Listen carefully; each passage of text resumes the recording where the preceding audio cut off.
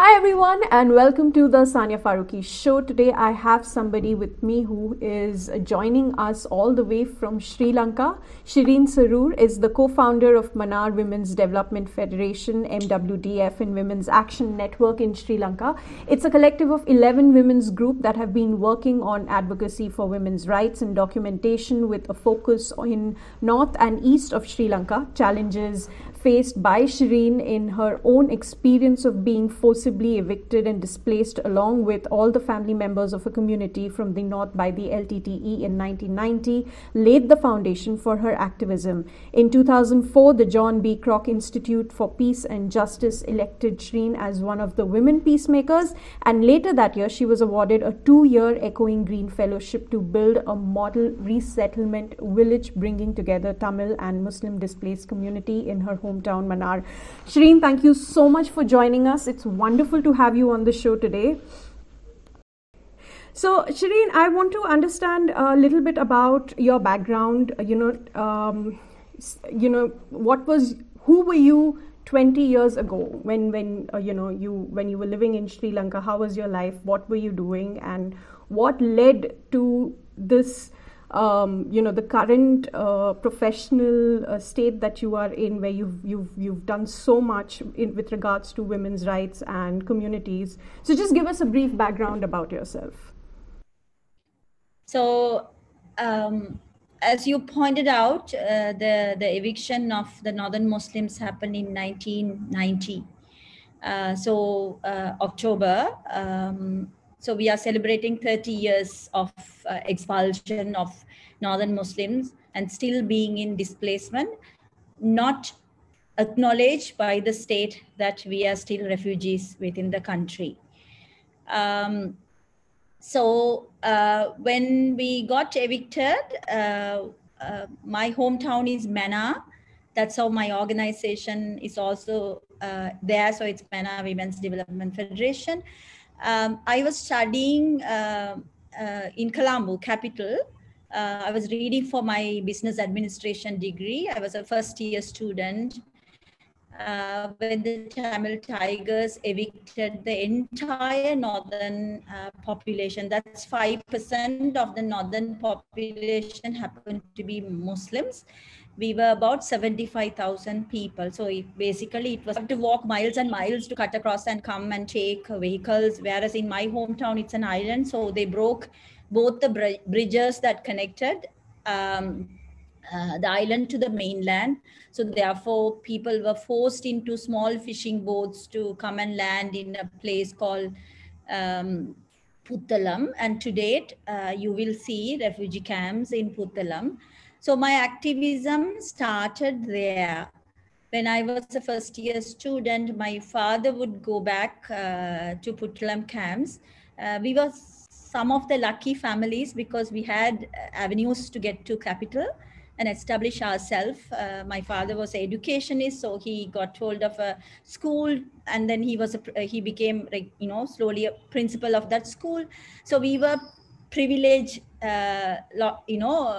group of people, but still I was able to go with my father just to see the plight of those evicted Northern Muslim. Many of them, are kith and kin of our family as well. And what I saw was very problematic because the Northern Muslims, culturally we shared a lot of similarity with the Tamils in the north. Therefore, even we were cursed that we are not, kind of like Muslims that would resonate with the rest of the country, because we were, our rituals, our way of living and everything was connected to the Tamil community, particularly education. The Muslim community from the north was highly educated because the Tamils educated their children. Therefore, we were also getting access to education. So when I was in Puttalam and I was finding it very difficult to stomach, number one thing was that my age of girls were dropping out of university and entering university, advanced level, sitting for the exams and all.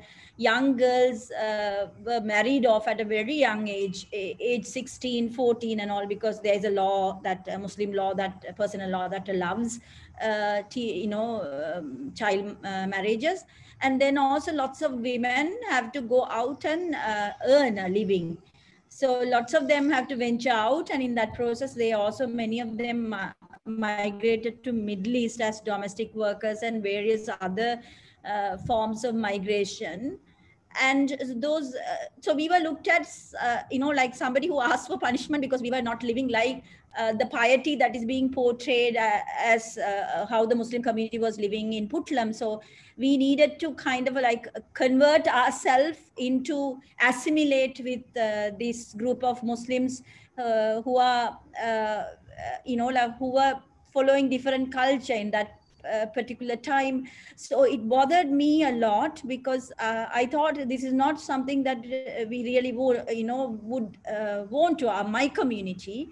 And also I watched lots of women resisting conservatism and their children's education. They really wanted their kids to go to school, even though the schools were not ready to accommodate them. But at the same time, women were also resisting when they were given inedible rice and all, they were burning it. And also, like, I saw lots of resilience in those women's way of looking at what they want. Immediately they mobilized in the camps. There were health volunteers. They were all helping each other and all.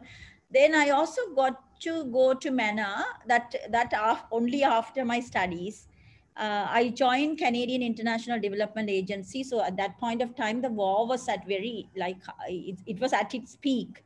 Yeah. So I could only go with Canadian flag to the north, right? So I went to MENA. So when I went to MENA, then I saw the same plight happening to the Tamil people also. They were also getting displaced. We at least got displaced only once. They were constantly getting displaced with one shopping bag, one piece of cloth. They were running from one end to the other end. Even my hometown, my own home was kind of a sheltering about 20 people when I went there. It was all shelled and destroyed and all, but still people were trying to live there whatever possible way. And then also, like, I saw lots of women complaining about their children being forcibly taken by Tamil tigers. So the plight of those children, the plight of the northern Muslims who were taking shelter in Puttalam, really made me to think that women's struggles are different forms, and then we could connect to each other, because that Muslim women were telling that their children are born in refugee camps, so therefore their birth certificate said camp number 1, refugee camp number 1, so why should we be refugees in our own country? Then Tamil women in their part of the country, they were telling that they were constantly on the run, and their children are born to be slaughtered in the war. So in that context only, I founded MENA Women's Development Federation in 1998.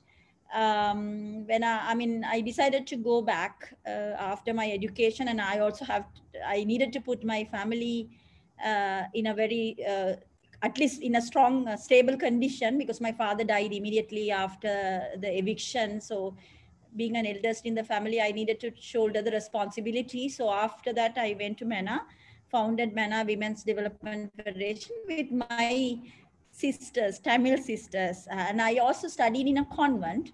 So therefore, it was easy for me to connect to, because previously we didn't have Muslim school, Tamil school, Sinhala school. There were schools, but then girls were allowed to go to any school that is the best in your town. Yeah. So I was going to a convent. So I had connection to my Tamil sisters, and I went back and founded MWDF. Since then, no go back. I've been doing activism. People are slowly going back. So, and also we were able to connect to other women's groups also in the north and the east. And in the aftermath of war in 2009, we founded Women's Action Network collectively to address Tamil women's issues, because at that point of time, Tamil women couldn't address their issues because they were threatened so much. They were all in concentration camps. Yeah. So when that happened, the Muslim women stepped up and started going into camps and recording their, evidence for what happened to those women, particularly sexual abuse, disappearance and all. So we started moving forward there onward as Women's Action Network. Yeah. So this entire war had led to a systematic damage of infrastructure, land, property, destruction of the social fabric, family structures. How has your work sort of enabled the women to, I mean, you're saying, how they went, the education became part of their lives, you were able to bring different women from different community to work together, but how was the I mean, I don't want to use the term male, but the men in within the family social fabric structure, how were they taking it? Because from what I can hear, the women were in charge. They were sort of leading the healing process post-war or through the war. So that's the oxygen for my work. Actually, how women resist all sorts of atrocities. What do you call? They build their life from ashes. I call them phoenix. Whereas I found men feeling tired, not being able to do anything, or there is enmity. I have to go and take revenge and all those things. Whereas the women, it's easy. Because it's a common agony that they shared. Okay, my child is being taken away by LTT. Here I am, but you all have been evicted. Let's talk together what we can do. At the same time, state is also warmongering on us. State is not recognizing us as IDP. So all these masculine structures, all these powers are the ones that we needed to question as women working to better everybody's life, particularly the future generation. But do you think Muslim women issues, or just even women issues right now as we're discussing, are deliberately or unnecessarily muted? Say the same transitional justice processes, when the constitutional reforms process started, women in numbers went for consultation. One of the very positive thing is Muslim women. From various places, the commissioners who went to listen to people from what kind of a constitution that they need, they said, why are the Muslim women coming in numbers? They're crying and they're talking about Article 16 of the Constitution. What is this? So very interestingly, what is Article 16 of the Constitution in Sri Lanka says is protecting all the customary practices, unwritten laws and regulation that are prior to our constitution becoming what it is, 1978 Constitution. So the Muslim Personal Law, or we call it Muslim Marriage and Divorce Act, was 1951 that came to Sri Lanka after the independence. Never been touched. There has been not much reform, right? So now one of the example is it doesn't give an age of marriage, like a solid age of marriage, whereas other women in Sri Lanka, it's age 18. It's compulsory that you can't marry before that. But Muslim women, if they are 14, the parents give consent. Below 14, you have to go to Qazi, which means a newborn baby can be married off. So which era that we are living? And then the Qazi court, the Qazi is a good character male. So woman cannot get anywhere, right? There is no compulsory registration of marriage. There is no condition for polygamy.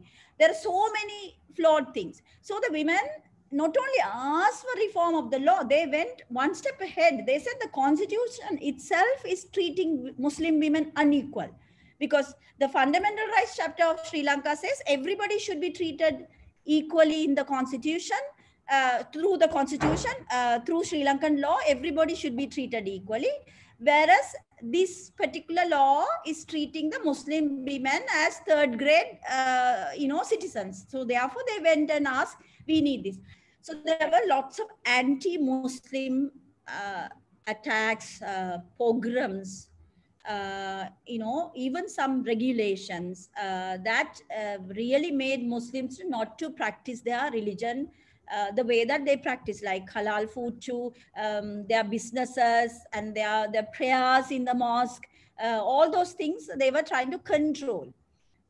So in that context, many of us who articulated for Muslim personal law reform, who have been looked at by my own community as traitors. These people are going and asking this government, no, we should talk and sort it out this. In fact, my senior colleagues and activists, my mentors have been working on these issues for 30 years within the community. It didn't give us anything. So that's when we started talking about it's women's issues in Sri Lanka. It's a portion of women who are discriminated. Therefore, every woman should work on this issue. Right?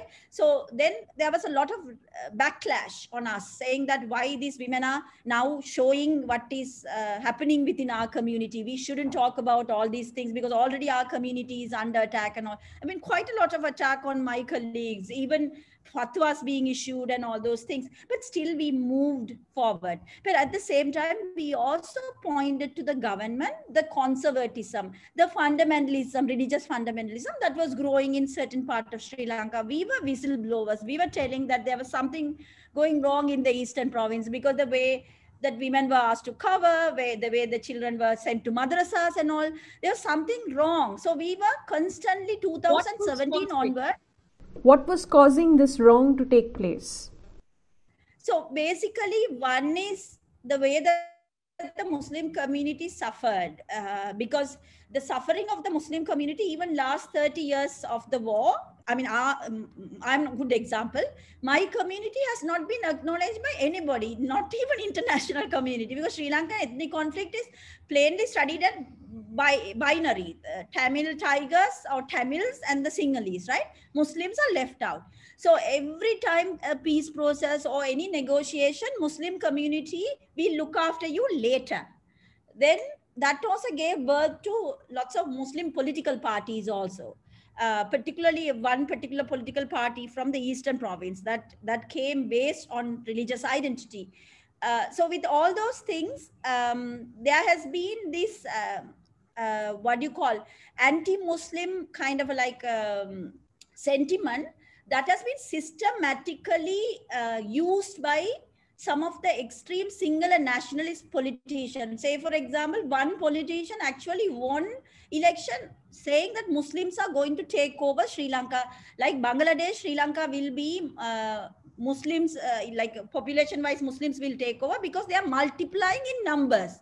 Now, we are only 9% in this country. There's no way that we will be able to take over Sri Lanka, right? So there has been this false allegation. There was an allegation against a doctor, a Muslim doctor who has been operating on Tamil gynecology. He is operating on Sinhala women to make them not to produce. Like things like that. And then there was an allegation not to eat in any of our eatery because Sri Lankan Muslims are very famous for food. So lots of, the Sinhalese and Tamils like to eat in our eateries. We were thriving as restaurants and businesses. So there was a systematic campaign by Bodu Bala Sena. It's like Myanmar's Ashin Viradu and 969. So these particular Buddhist monks and the other Buddhist monks and politicians got together and asked everybody to boycott Muslim food because we are putting contraception into the food when we serve it to other community.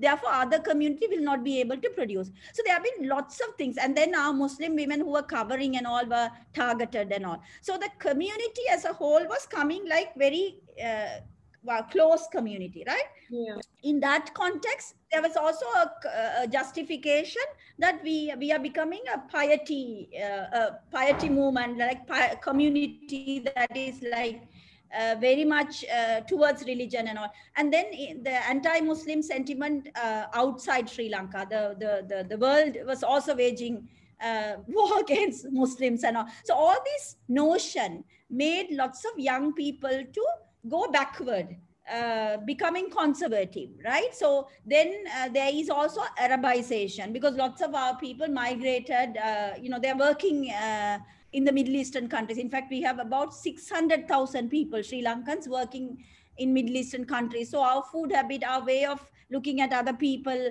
our dress code, everything has been getting kind of a Arabization. So with all those things, the other communities, there's been a lot of enmity towards the Muslim community. Why are they doing this? And, because we were also isolating ourselves. So in that context, when this whole piety movement and divisions that we had, National Tawfiq Jamaat, Tabligh Jamaat, I mean, I don't know, there are various groups, sect, Hafi, Hanafi, Maliki. So these are things that unheard. When I was living in the north, we are just Tamil speaking Muslims. Our religion was in that four wall and then the mosque. We didn't impose anything on other people. We didn't specifically ask for halal food when we went anywhere. Here I see even the water bottle has halal symbol. I don't know why a water bottle should have halal symbol, right? We were also overexerting our religious demands and all those things. So then we saw this, traditionally my mother, when she goes out, she will take the sari, this thing, and put it on her head. That's the only difference between a Tamil Sinhala woman and a Muslim woman. Now you cover the woman in like full black abaya and a face also. So for the other community, that is like, like 91% of the community here, who are these people? Strangers, right? So, they started calling them name, Goni Billai, somebody who come and catch you. Childhood, they make you scared. This person is going to catch. So the Muslim women were equated to that, right? They started throwing stones at our women.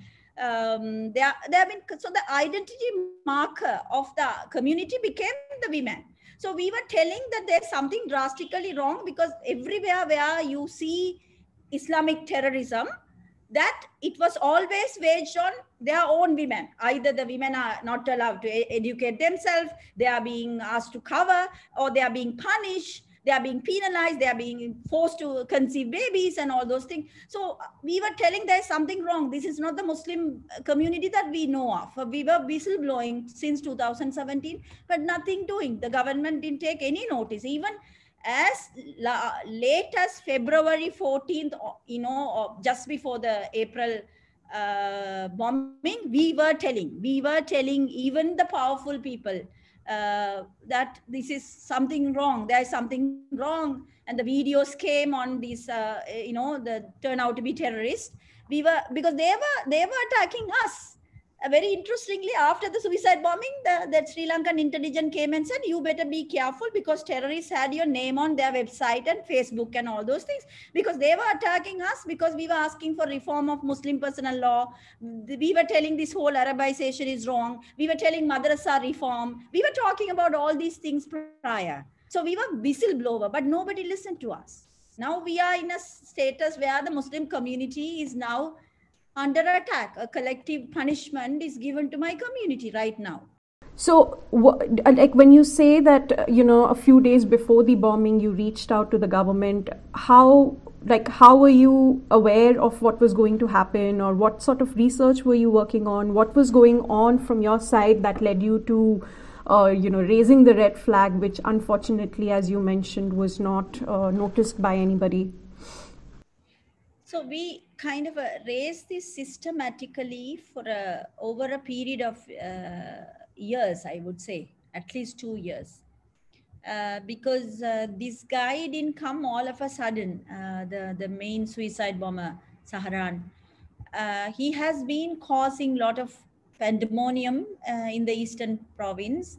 And there have been quite a lot of attack on some of my colleagues who have been working on issues like child marriage, teenage pregnancy, and all those things. Like when we did data gathering and all those things, they also ran a media, kind of like online media outlet. They would name and shame our women.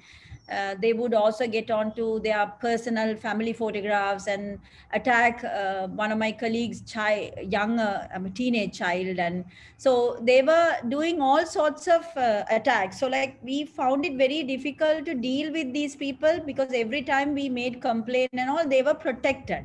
either by the law enforcement or by various, like powerful people.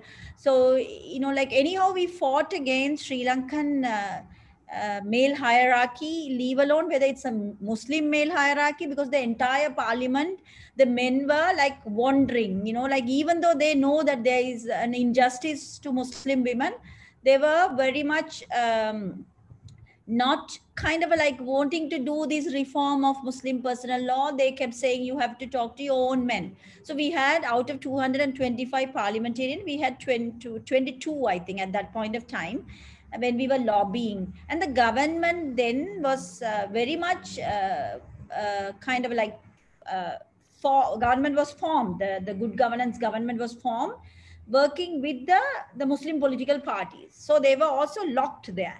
So every time that we went and made complaints, even the last bit of the complaints that we made, the Muslim leaders have been called and asked, and then they would say, these women are like so feminist. They are all making false allegation. It's not serious. There are people, conservative people, they are attacking them, but these are not people capable of blowing themselves up and all. We had specific videos where this the major suicide bomber kept saying that he's going to blow.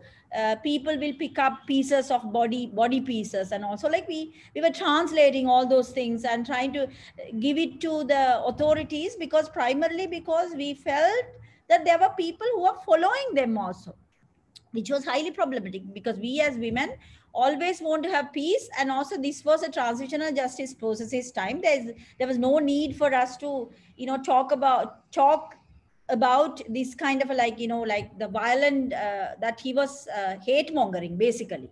At the same time, there were Buddhist monks who were hate mongering, but then this fed into each other. This guy hate mongering and the Buddhist monk hate mongering. So that ultimately impacted the people of the country. Either women went so backward, or they went further covering, or some women were compelled to remove their face mask and like whatever the face cover, and then the attire and all, because they were asked to wear colored abaya. So first they said wear black abaya, the men. Then they said, okay, now you wear colored abaya. First they said cover the face, then they said remove the face. So they were playing their politics on us. We only asked for reform of Muslim personal law to be having equal rights as Sinhala and Tamil women. Now, Sri Lankan Muslims are under one country, one law. They can't even bury their janazas. Under COVID, Sri Lankan government has brought in a regulation that all dead bodies have to be cremated. But it's not only all COVID impacted bodies are cremated, but also suspected COVID dead bodies are cremated. As I am speaking, every Muslim in the house, old Muslims, are so scared to die. They are not accessing any medical facilities. They are not taking any medicine. They are so scared to die. They are not getting out anywhere. And they are telling their children to get them out of the country because they want a proper burial. And janazas are being seized from the family, even if average person just died of cancer or died of some form of heart attack. There is a compulsory PCR test. So we have to take our dead bodies. It is put in a morgue where other bodies are stored. Then the PCR becomes positive. They don't know any concept of coffin. You are asked to bring a coffin. Then only one person is allowed. That person is forced to sign. If you don't sign the consent to cremate, you are not allowed to see the face of your father or your mother. So, like the children are all like, like when their family members, mostly old people, when they die, they are so scared. No leadership given by our politician, no leadership given by our what about religious the leaders. Muslim leadership? Are they involved in the process? Is there any, or it's sort of like their choice to accept and go with what the state is asking them to do? So the first mistake came when the first person died, a Muslim died in Nigambu. I have to say Nigambu because it is the most suffered town of the Easter bombing. There was a church that got blown, they blow it off. And then about 110 or 111 people, children mostly, died there. So when this first Muslim death happened, obviously the JMO there wanted to cremate. So we had a health regulation by the Sri Lankan Health Authority saying burial or cremation following the WHO health guideline, right? But what happened was our leadership, political leadership was not handling the issue properly. And then there was tension there as well, because that particular Muslim who died is a IDP like me, came from North. So the receiving community didn't take proper position. They were all very much in a disarray. Overnight, they went and cremated that body. While the circular was there, the burial option was there. Then the health ministry, in order to hide everything, they removed the circular overnight.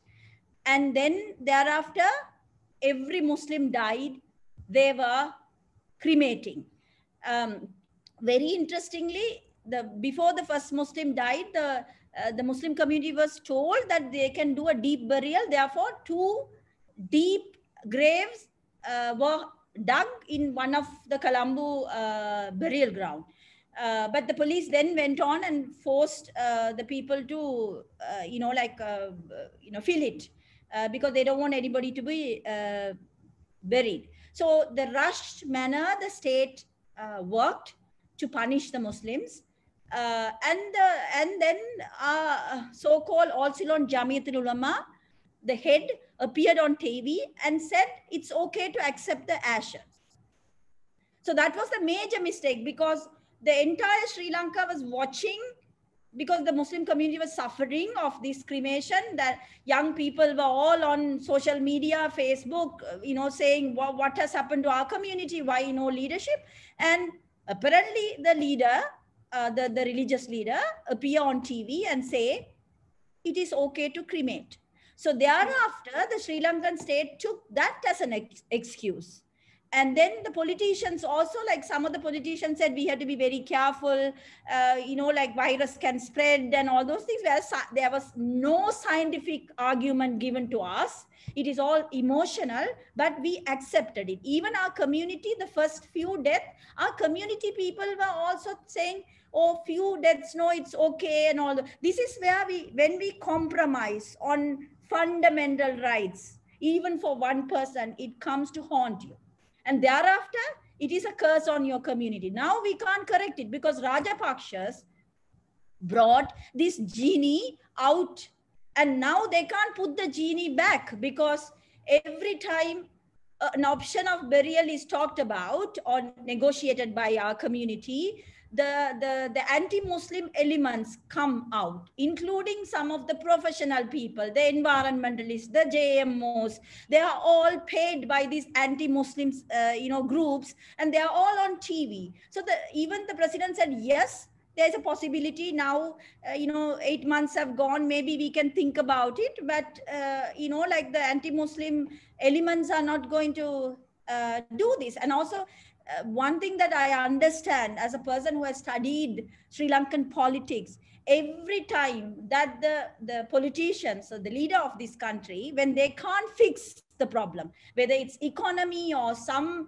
issues with regard to the country, they wanted a common enemy, or they want to rouse the sentiment of the majority. So now the economically Sri Lanka is suffering so much. They haven't handled the pandemic properly, because the second wave came primarily because the government was so loose with regard to bringing people, particularly a particular garment factory brought people from outside, and then thereafter the cluster started. So in order to cover all those things, they wanted the Muslims to suffer. Basically, the regime went on saying the Muslims are the COVID carriers. They are spreading COVID. Only Muslims are the people who are not listening to anybody. So basically, for entire COVID situation, the Muslims of Sri Lanka has been blamed. Okay, we have run out of time again. This is really interesting. We could go on, but thank you so much for coming on the show and sharing such important and insightful details about the situation in Sri Lanka. And I hope that you enjoyed having this conversation as much as I enjoyed having you on. And thank you so much for taking your time out. And for those of you who've just joined in, thank you so much for watching the Sania Farooqui show. I hope that you will subscribe to us on YouTube, you will follow us on Facebook and on Twitter, and hope to see you again next week. Thank you for watching.